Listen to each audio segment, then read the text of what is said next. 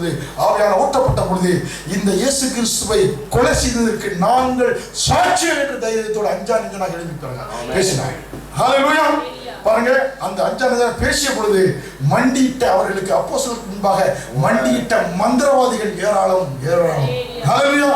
அந்த மந்திரவாதி புத்தகங்களை தூக்கி எறிஞ்சாங்க. ஏன்னா அப்புறம் வந்து பார்த்தீங்கன்னாக்க அவங்க அந்த மந்திர புத்தகங்களை எரித்து சாம்பலாக்குறதுக்கு காரணம் என்ன? அபிஷேகம். அபிஷேகம் ஊற்றப்பட்ட பொழுது பாத்தீங்கன்னா அவருடைய நிழலில் அபிஷேகம், உருமாலிகளில் அபிஷேகம். இந்த அபிஷேகம் அவர்களுக்கு கிடைத்தது காரணம் அந்நிய பாஷை அடையாளம். அடையாளத்தோடு ஆவியான ஊற்றப்பட்டார். அப்பொழுது அவர்கள் எப்படியாக மாறினார்கள்?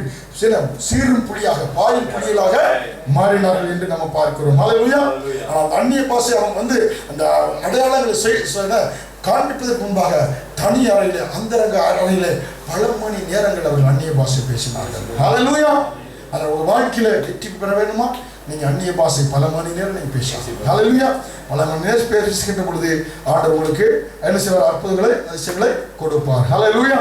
அதனால மிக முக்கியம், நீங்க என்னாக்க ஆண்டவர் அந்நிய பாஷை திடீர்னு வந்ததில்லை. ஏற்கனவே பழைய ஏற்பாட்டு காலத்துல பார்த்தோம். ஆண்டவர் ஆதியிலே ஆதாம் ஏவாளுக்கு பாஷை சொல்லிக் கொடுத்தவர் யாரு? கர்த்தரை சொல்லிக் கொடுத்தார். அவங்களுக்கு வேற அப்பா அம்மா யாரும் கிடையாது, ஸ்கூல் டீச்சர் கிடையாது, எல்கேஜி யூகேஜி டீச்சர் யாருமே கிடையாது. அவங்களோடு கர்த்தர் ஏதேன் தோட்டத்திலே அவர் சம்பாஷித்தார், உலாவினார், பேசினார் என்றால் வார்த்தை சொல்லிக் கொடுத்தது யாரு? தேவனே அவர்களுக்கு டீச்சராக இருந்தார். ஹல்லேலூயா. அப்புறமா ஏசாயா சொன்னாரு. ஏசாயா வந்து என்ன சொன்னாரு? ஏன்னா வந்து இந்த ஜனத்தோட எப்படி என்ன பேசுவேன் என்று இந்த ஏசாயா வந்து ஏசாயா 28ஆவது அதிகாரத்துல வசனம் 11 முதல் 13 அந்நிய பாஷை குறித்து அவர் சொல்லியிருக்கிறார். பரியாச உதடுகளினாலும் அந்நிய பாஷையினாலும் ஜனத்தோட பேசுவார். இதே நீங்கள் இளைத்தவனை இளைப்பாறத்தக்க இளைப்பாறுதல் இல்லையா? அந்நிய பாஷை பேச இளைப்பாறுதல் உண்டாகும். ஏசாயா தீர்க்கதரிசனமாக 700 வருடங்களுக்கு முன்பாக இயேசு கிறிஸ்து முன்பாக சொல்லியிருக்கிறார். ஹல்லேலூயா. அதே போல வந்து யோவேல் சொல்லியிருக்கிறார். யோவேல் 2ஆவது அதிகாரத்தை பார்த்தா என்ன சொல்லியிருக்கிறார்? மாம்சமான யாவர் பேரும் ஊற்றுவேன். புரியுங்களா? ஏசாயா யோவேல் 2:28 முதல் 30 பார்க்கும்போது அவர் தீர்க்கதரிசனமா சொல்லியிருக்கிறார். ஹல்லேலூயா.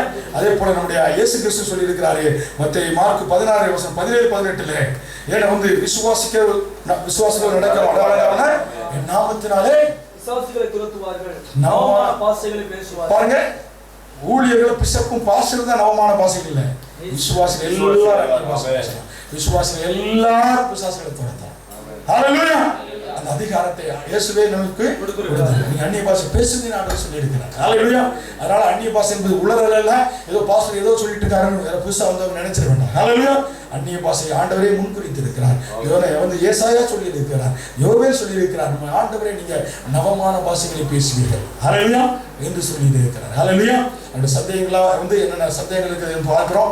அப்புறம் வந்து இது பேசுவதனாலே நமக்கு என்னென்ன பிரயோஜனங்கள், எப்படி இதை பெற்றுக்கொள்வது என்பதை குறித்தெல்லாம் மதித்து பெற பார்க்கிறோம். அதில் வந்து கேம்ஸ் எல்லாம் கிடையாது, நிறைய காரியங்களை குறித்து பார்த்து எல்லாரும் அபிஷேகத்தில் நிரப்போம். ஹல்லேலூயா. ஹல்லேலூயா. அதனால அந்நிய பாஷை மிகவும் அவசியம். மனசுல போராட்டம் இருக்குதா, குழப்பம் இருக்குதா, அந்நிய பாஷை பேசுவது தெய்வீக சமாதானங்களை நிரப்பும். ஆண்டவர்களை நிரப்புவார். தெய்வீக சமாதானத்தினால, தெய்வீக பிரசன்னத்தினால உங்களை ஆண்டவர் நிரப்புவார். ஹல்லேலூயா. ஹல்லேலூயா. சோதரம். Hallelujah. Thank you lord. Hallelujah. Hallelujah. சங்கீதக்காரன் சொல்லுகிறான், நான் புதிய எண்ணெயால் அபிஷேகம் பண்ணப்படுவேன். ஹல்லேலூயா. அபிஷேகம் ஒரு புதிய வல்லமை தருகிறது. ஹல்லேலூயா. எல்லாவற்றாலும் நிரப்புகிற ஆண்டவர். ஹல்லேலூயா. எல்லாவற்றாலும் நிரப்புகிறார். பணம் இல்லையா, ஐஸ்வரனா மாற்றுகிறார். ஹல்லேலூயா. சமாதானம் இல்லையா, சமாதானத்தில் ஆண்டவர் நிரப்புகிறார். ஹல்லேலூயா. இன்றைக்கு நான் ஆண்டவரை அபிஷேகத்தை பெற்றுக்கொள்ளல என்று சொல்லுகின்ற போது எல்லாவற்றாலும் நிரப்புகிற ஆண்டவர் இன்றைக்கு உங்களை புதிய அபிஷேகத்தினாலே உங்க பாத்திரத்தை ஆண்டவர் புதிய எண்ணெயால் நிரப்புகிறார். ஹல்லேலூயா.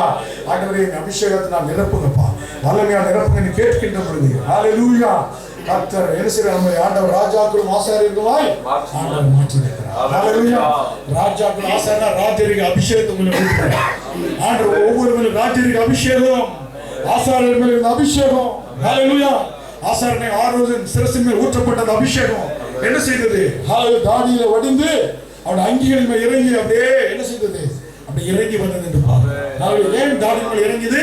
அவன் பேசக்கூடிய வார்த்தைகள் அபிஷேகம் நிறைந்த வார்த்தைகளாக அவன் கண்கள் அபிஷேகம் இருந்த கண்களாக, அவன் கைகள் அபிஷேகம் இருந்த கைகளாக, உன் கால்கள் அபிஷேகம் இருந்த கால்களாக இருக்க வேண்டும் என்பதற்காக இந்த அபிஷேகத்தை மேலே இறங்கி வருகிறது. அதுவே ஆண்டவர்கிட்ட கேளுங்க, ஆண்டவரே கண்கள் ஒரு அபிஷேகம் இருந்த கண்களாக இருக்கட்டும் ஐயா.